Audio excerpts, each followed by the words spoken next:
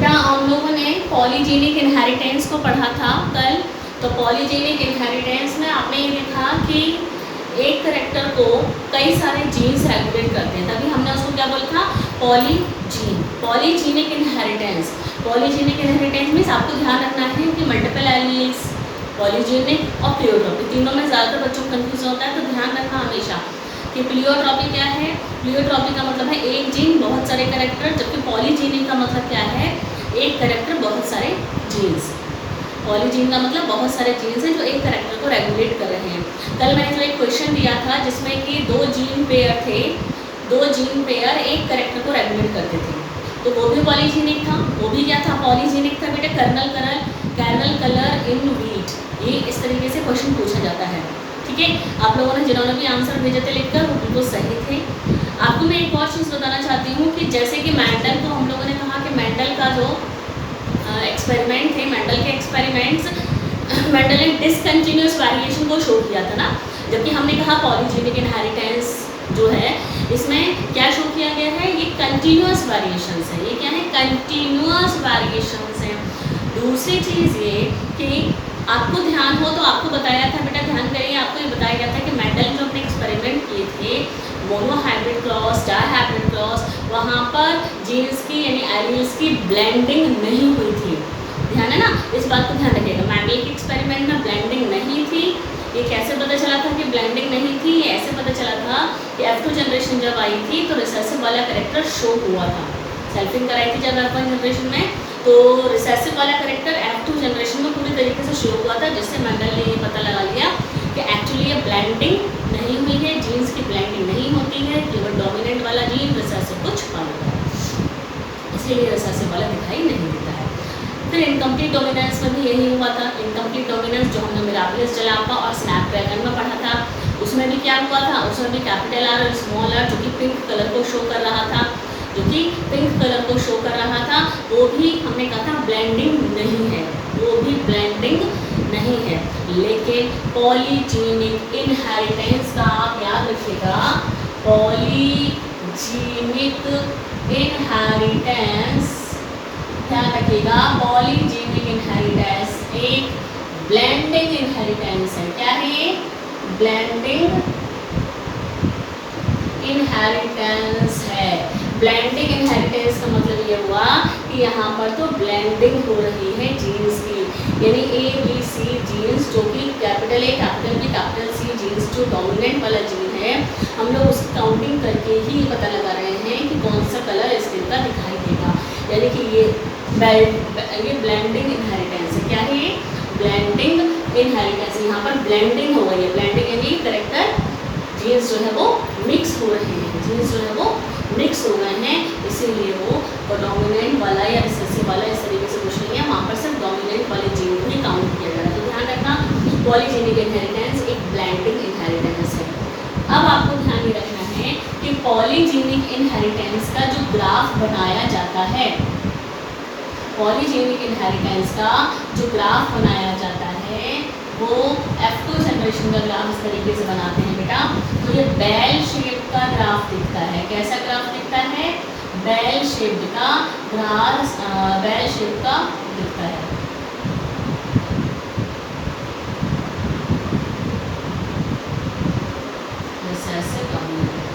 ये बीच का पार्ट है जिसको हमने कहा इंटरमीडिएट। ठीक है, ये ग्राफ पॉलीजेनिक इनहेरिटेंस का जो ग्राफ होता है वो बेल शेप्ड का दिखता है। बेल, घंटे के जैसा बेल शेप्ड ग्राफ दिखाई देता है। ठीक है बेटा, ध्यान रखिएगा। पॉलीजेनिक इनहेरिटेंस, ब्लेंडिंग इनहेरिटेंस के एग्जाम्पल आपको मैंने दो बताए, पॉलीजेनिक इनहेरिटेंस के दो एग्जाम्पल बताए, एक कर्नल कलर इन वीट और दूसरा आपको बताया ह्यूमन स्किन कलर। और स्किन के अलावा आपको मैंने ह्यूमन में इंटेलिजेंस का भी बताया है बेटा, और ह्यूमन की हाइट का भी बताया है। लेकिन आपको जो पढ़ना है वो ह्यूमन स्किन कलर का पूछा जाता है, क्या रेशो है ध्यान रखना है, और जो कर्नल कलर वीट है वो ध्यान रखना है। ब्लेंडिंग इनहेरिटेंस से ग्राफ कैसा आता है इसका, पॉलीजेनिक का बेल शेप्ड का आता है। क्यों, क्योंकि इंटरमीडिएट दिखाई देता है, यहाँ पर बड़ा पड़ता है, यहाँ पर मिडिल पॉइंट, ये इस तरीके से बेल शेप का ग्राफ दिखाई देता है, इतना ध्यान रखना। अब हम लोग पढ़ेंगे next topic, that is sex determination. क्या पढ़ेंगे? Sex determination.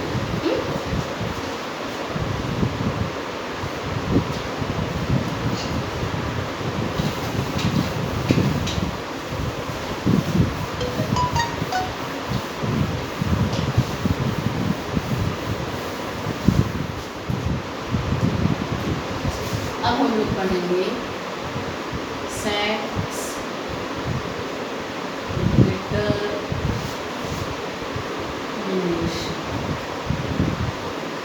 Sex determination, sex determination का मतलब क्या है? सेक्स का डिटर्मिनेशन यानी कि जो चाइल्ड होगा, जो बच्चे पैदा होंगे, वो मेल होगा या फीमेल होगा। ठीक है ना? हम हर किसी की बात करेंगे इसमें, चाहे ह्यूमन की बात कर लें चाहे एनिमल की बात कर लें। सेक्स का डिटर्मिनेशन का मतलब ये है सेक्स कौन सा होगा चाइल्ड का, ये पता लगाने को कहते हैं सेक्स डिटर्मिनेशन। ठीक है? The determination of sex the child. Sex determination क्या हुआ? सेक्स एनिमल्स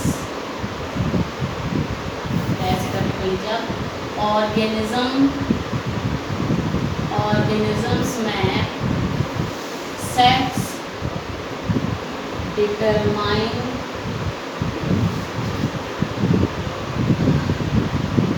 करने को, सेक्स डिटरमाइन होने को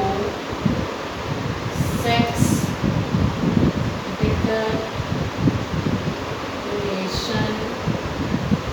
डिटर्मिनेशन कहा जाता है। ठीक है? ऑर्गेनिज्म में सेक्स डिटरमाइन होने को सेक्स डिटर्मिनेशन कहा जाता है। बेटा हमारी बॉडी के अंदर टोटल मिला के ह्यूमन की बात कर लेते हैं तो ज़्यादा अच्छे से समझ में आएगा।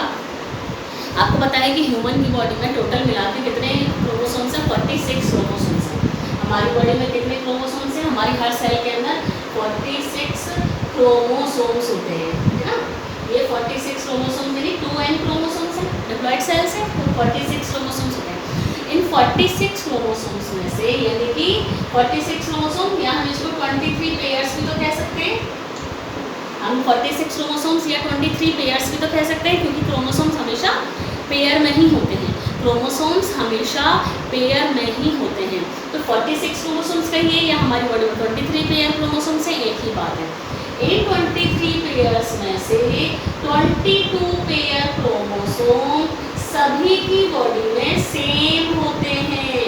22 पेयर क्रोमोसोम सबकी बॉडी में सेम होते हैं, चाहे मेल हो चाहे फीमेल हो। तो ये जो 22 क्रोमोसोम्स जो सबकी बॉडी में एक जैसे होते हैं, इनको कहते हैं ऑटोसोम्स। ठीक है? ये 22 पेयर क्रोमोसोम जो कि सबकी बॉडी में एक जैसे होते हैं, इनको कहते हैं ऑटोसोम्स। बचा क्या? 22 पेयर एक से बचा क्या? एक पेयर।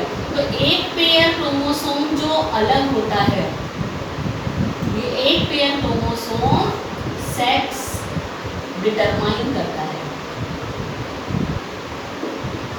ये एक पेयर जो क्रोमोसोम होता है ये सेक्स डिटरमाइन करता है। इसीलिए इस एक पेयर क्रोमोसोम को कहा जाता है सेक्स क्रोमोसोम। क्या कहा जाता है? सेक्स क्रोमोसोम कहा जाता है। जैसे कि आपको मालूम है ह्यूमन बींग्स के अंदर मेल जो होता है, मेल में जो सेक्स क्रोमोसोम होता है XY होता है, जबकि फीमेल में जो सेक्स क्रोमोसोम होता है वो XX होता है। ठीक है?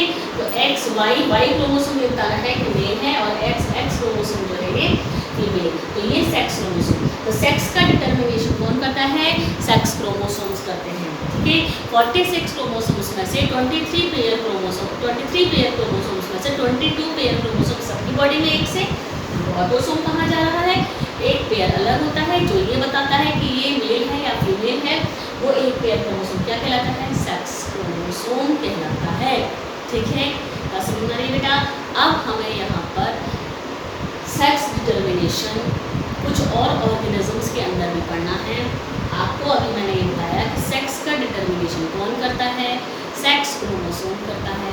यानी सभी की बॉडी में सारे ही ऑर्गेनिजम्स ऐसे होते हैं, सभी ऑर्गेनिजम्स ऐसे होते हैं जिनके पास ऑटोसोम्स और सेक्स क्रोमोसोम्स दोनों होते हैं। ठीक है, अब हम लोग सेक्स डिटर्मिनेशन को दो कैटेगरी में डिवाइड करेंगे। सेक्स डिटर्मिनेशन को हम लोग दो कैटेगरी में डिवाइड करेंगे। ठीक, ध्यान से सुनिएगा।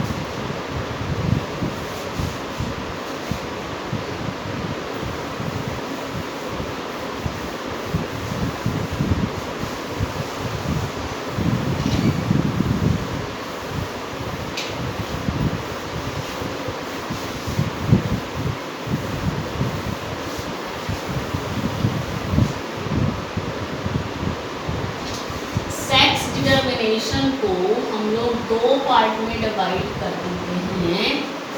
एक तो मेल हेट्रोगैमिटी, मेल हेट्रोगैमिटी, अभी मैं आपको मतलब बताती हूँ इसका क्या है, और एक फीमेल हेट्रोगैमिटी। मेल हेट्रोगैमिटी का मतलब,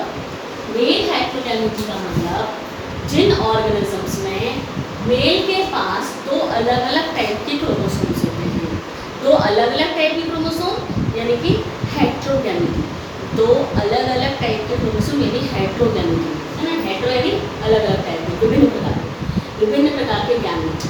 ठीक है बेटा, एक जैसे गैमेट होंगे तो होमोगैमेट कहलाएगा, ध्यान रखना। सेम एक जैसे यानी कि एक्स एक्स है तो एक जैसे क्रोमोसोम्स है ना, ये कहलाते हैं होमोगैमीट। और अगर अलग अलग हैं तो ये कहलाएगा हेट्रोगैमीट। अलग अलग है तो क्या कहलाएगा, हेट्रोगैमीट कहलाएगा। मेल हेट्रोगैमिटी और फीमेल हेट्रोगैमिटी का मतलब वो ऑर्गेनिजम्स जिनमें कि मेल के पास दो विभिन्न प्रकार के क्रोमोसोम होंगे।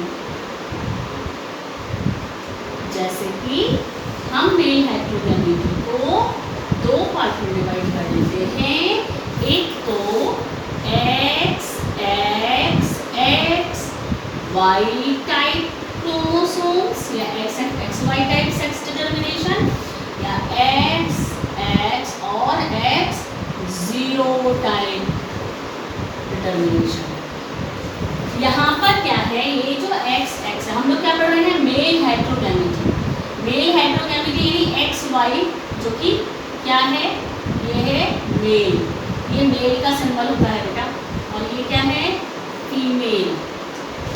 हम लोगों ने कहा मेल हेट्रोगैमिटी और फीमेल हेट्रोगैमिटी, यानी ये कैटेगरी में हम लोग लिखेंगे वो जिसमें कि मेल के पास दो अलग अलग टाइप के क्रोमोसोम्स होंगे, जिसको कहा जा रहा है हेट्रोगैमिटी।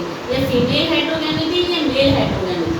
ठीक है बेटा, सॉरी ये फीमेल होमोगैमिट है, ये होमोगैमिट है, ये हेट्रोगैमिट। हम लोग क्या पढ़ रहे हैं, मेल हेट्रोगैमिटी। तो इस कैटेगरी के अंदर हम वो लिखेंगे जिसमें कि मेल हेट्रोगैमिटी होता है, जिसमें कि मेल के पास दो अलग अलग टाइप के क्रोमोसोम्स होते हैं, XX और XY टाइप के क्रोमोसोम्स। ये वाला क्रोमोसोम जो होगा, ये जो गैमेट बनाएगा बेटा, आपको ये पता है ना कि जब क्रोमोसोम गैमेट बनाता है तो दो में से ये, हमने कहा ये फीमेल है, इसको मैं ऊपर लिख देती हूँ, ये दो गैमेट बनाएगा। ये वाला क्रोमोसोम एक अंडे के अंदर, एक एग के अंदर एक एक्स पहुँच जाएगा जो कि फीमेल है, एक एग के अंदर एक गैमेट के अंदर, तो ये इसने दो गैमेट बनाए, दोनों गैमेट के अंदर अलग अलग एक्स और एक्स पहुँच चुके हैं। ये तो बॉडी के डिप्लॉइड सेल है, इसके पास XX क्रोमोसोम्स है, एक एक्स एक गैमेट के अंदर जाएगा, दूसरा एक्स दूसरे गैमेट के अंदर जाएगा। ठीक है, ये जो स्पर्म बनाएगा, ये मेल है तो ये क्या बनाएगा, ये स्पर्म बनाएगा। ये स्पर्म बनाएगा तो एक स्पर्म जो है, ये एक स्पर्म है, इसके पास X क्रोमोसोम होगा, और दूसरा वाला स्पर्म जो बनेगा इसके पास Y क्रोमोसोम होगा। बात समझ आ रही है? मेल के पास दो अलग अलग टाइप क्रोमोसोम है, इसीलिए इसको कहा गया मेल हेट्रोगैमिटी। क्या कहा गया, मेल हेट्रोगैमिटी। समझ में आने वाली बेटा, मेल हेट्रोगैमिटी। उसको मैं थोड़ा सा आगे कर देती हूँ, इसलिए यहाँ क्रॉस बना पाए। Male heterogamety, male heterogamety. अब हम लोग क्या पढ़ रहे हैं, मेल हेट्रोगैमिटी। मेल हेट्रोगैमिटी का मतलब जिनमें कि दो अलग अलग टाइप के क्रोमोसोम होते हैं, दो अलग अलग टाइप के क्रोमोसोम यानी कि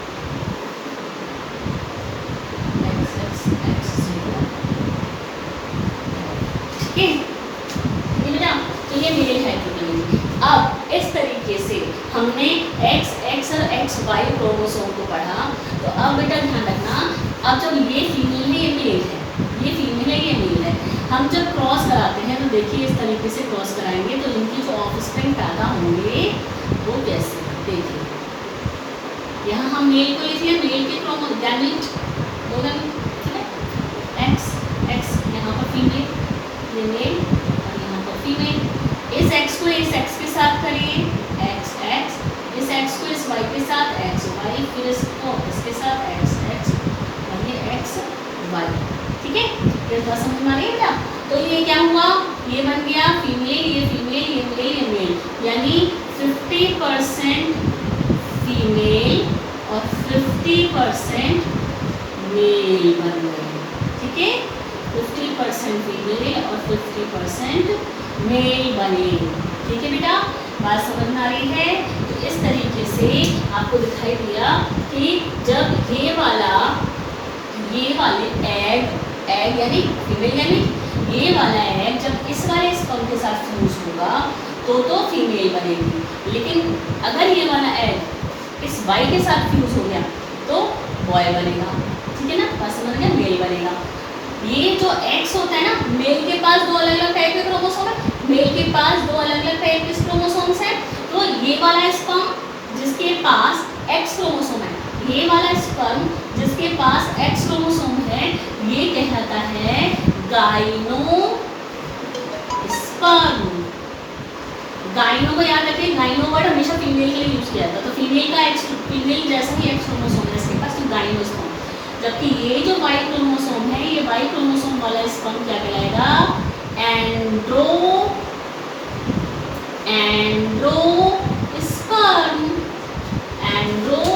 स्पर्म कहलाता है। ये वाई क्रोमोसोम केवल किसके पास होगा, मेल के पास होगा।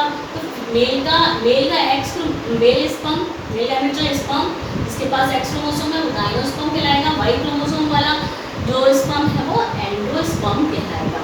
इस प्रकार का XXXY टाइप का क्रोमोसोम किस किस में मिलता है, यहाँ पर हम एग्जाम्पल लिख लेते हैं इसके कि XX और XY टाइप का XX और XY टाइप का सेक्स डिटर्मिनेशन किस में होता है बेटा, ह्यूमन में होता है, ह्यूमन में होगा। और एक आप लिख लीजिए ड्रोसोफिला, ठीक है, ह्यूमन में और ड्रोसोफिला। ड्रोसोफिला क्या है, फ्रूट फ्लाई, शायद पहले भी मैं आपको बता चुकी हूँ, इसके बारे में आपने आगे बहुत पढ़ना है। ड्रोसोफिला क्या है, फ्रूट फ्लाई है। ड्रोसोफिला क्या है, फ्रूट फ्लाई है। तो ह्यूमन में और ड्रोसोफिला में, ह्यूमन में और ड्रोसोफिला में XXXY टाइप का सेक्स डिटर्मिनेशन मिलता है, ठीक है। अब हम पढ़ेंगे XX और X0 टाइप।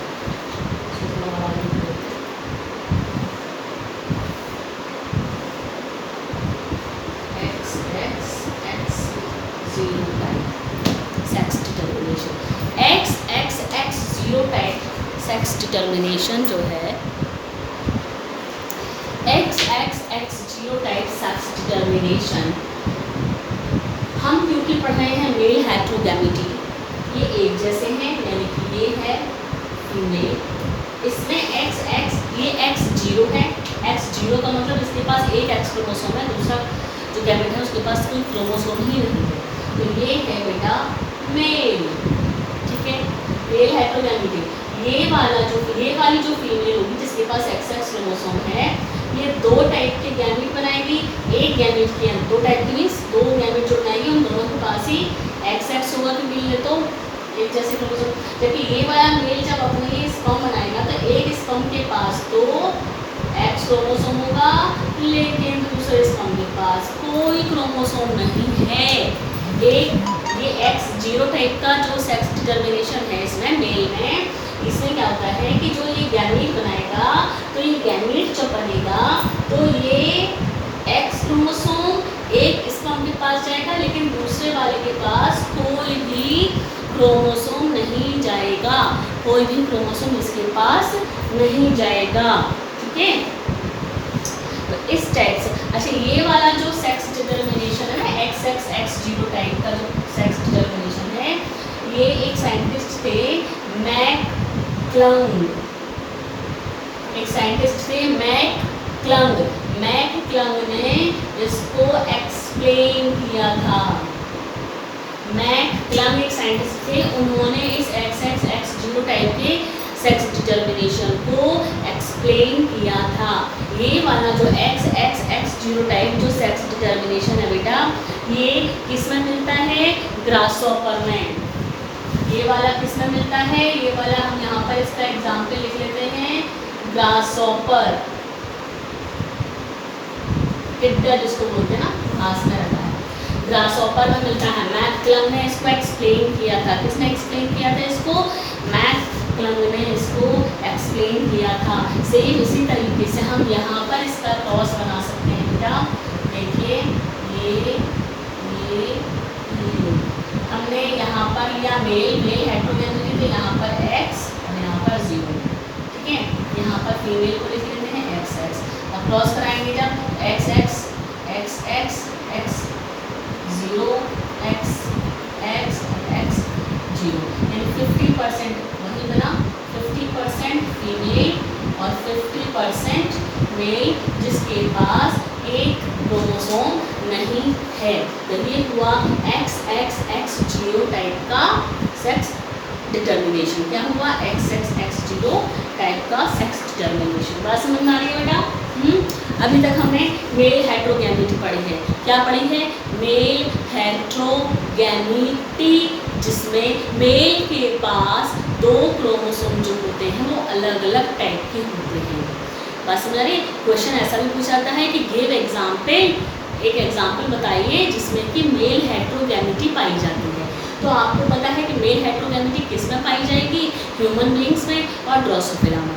क्यों होती है हेट्रोगैमिटी? का मतलब क्या है आप समझ गए? हेट्रोगैमिटी का मतलब है कि वो ऑर्गेनिज्म जिसमें 2 अलग अलग टाइप के क्रोमोसोम होते हैं वो हेट्रोगैमिटी क्या है। तो ये तो हमने मेल हेट्रोगैमिटी, लेकिन ऐसा भी तो हो सकता है कि फीमेल के पास 2 अलग अलग टाइप के क्रोमोसोम होता है। भाई कुछ ऑर्गेनिजम्स ऐसे भी तो हो सकते हैं जिसमें कि फीमेल के पास 2 अलग अलग टाइप के क्रोमोसोम्स होते होंगे। तो अगर फीमेल के पास 2 अलग अलग टाइप के क्रोमोसोम है तो वो क्या कहलाएंगे? फीमेल हेट्रोगैमिटी। तो हम लोग यहाँ पर अब पढ़ेंगे फीमेल हेट्रोगैमिटी। इनके एग्जाम्पल ध्यान रखना, ठीक है। XY टाइप किस में मिलता है? XX जीनोटाइप किस में मिलता है? अब हम पढ़ेंगे फीमेल हेट्रोगैमिटी। हमने अभी पढ़ा मेल हेट्रोगैमिटी, यानी कि मेल हेट्रोगैमिटी किस किस में पाई जाती है, ठीक है। अब हम पढ़ेंगे फीमेल हेट्रोगैमिटी। इसको बता देते हैं।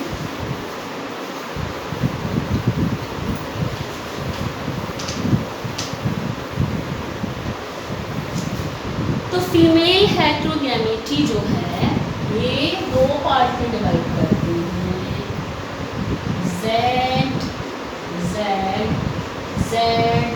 ZW टाइप, और एक होता है ZZ और Z0 टाइप, ठीक है। ZZ और ZW और ZZ और Z0 समझ जाइए।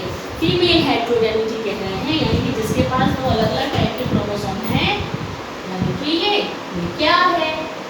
ये है फीमेल। इसके पास एक जैसे हैं, ये है मेल।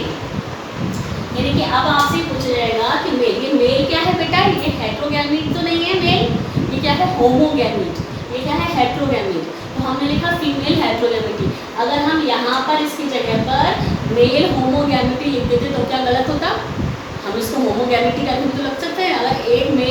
अगर मेल हेट्रोगैमिट है तो फीमेल होमोगैमिट है, अगर फीमेल हेट्रोगैमिट है तो मेल होमोगैमिट है। बात समझ में आई है?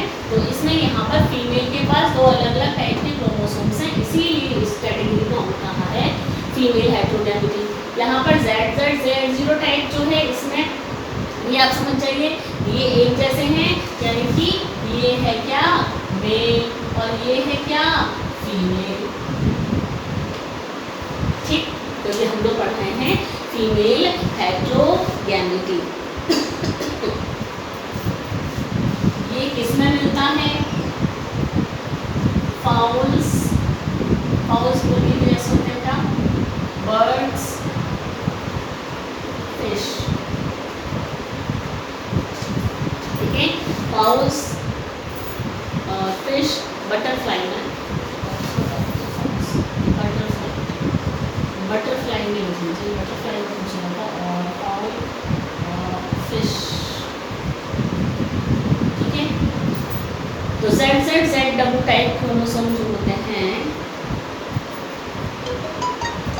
वो बटरफ्लाई का फिश में कॉल करते हैं। और ये वाला जो होता है मॉथ मॉथ भी बटरफ्लाई की जैसी होती है बेटा, ब्लैक कलर की होती है। मॉथ भी तो बटरफ्लाई की जैसी होती है, ब्लैक कलर की होती है। सेम जैसे इसका हमने क्रॉस बनाया था, सेम ऐसे इसका भी बना सकते हैं बेटा। ZZW का बना लीजिए।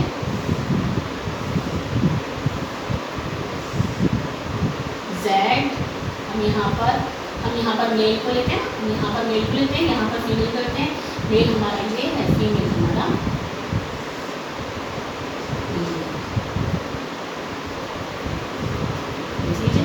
Z to Z के साथ, यानी कि आप समझे ना बेटा इसमें क्या है कि ये अगर गैमेट बनाएगा तो एक गैमेट के पास Z बचेगा, दूसरे गैमेट के पास Z, यानी कि ये मेल है।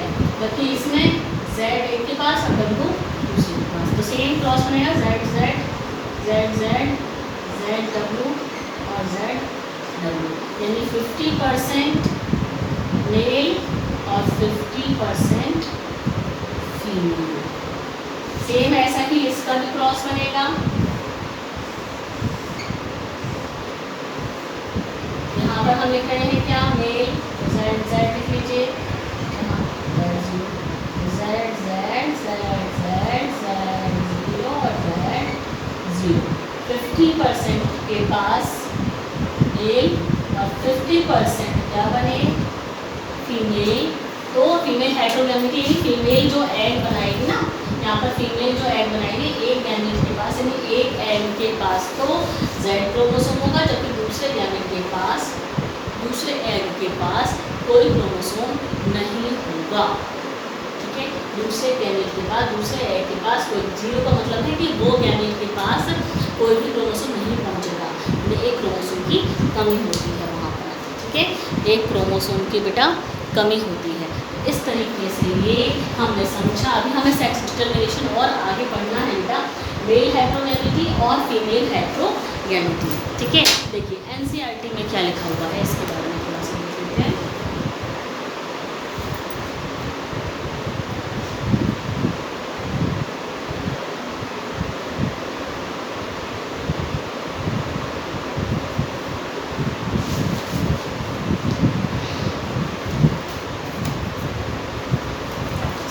डिटर्मिनेशन, ये देखिए पेज नंबर 85 पर दिया हुआ है सेक्स डिटर्मिनेशन। ये पढ़ चुके आप पॉलीजेनिक प्लियोट्रॉपी आप पढ़ चुके, सेक्स डिटर्मिनेशन आप पढ़ रहे हैं। ठीक है, क्या लिखा है सेक्स डिटर्मिनेशन में, the mechanism of sex determination has always been a puzzle before the geneticist.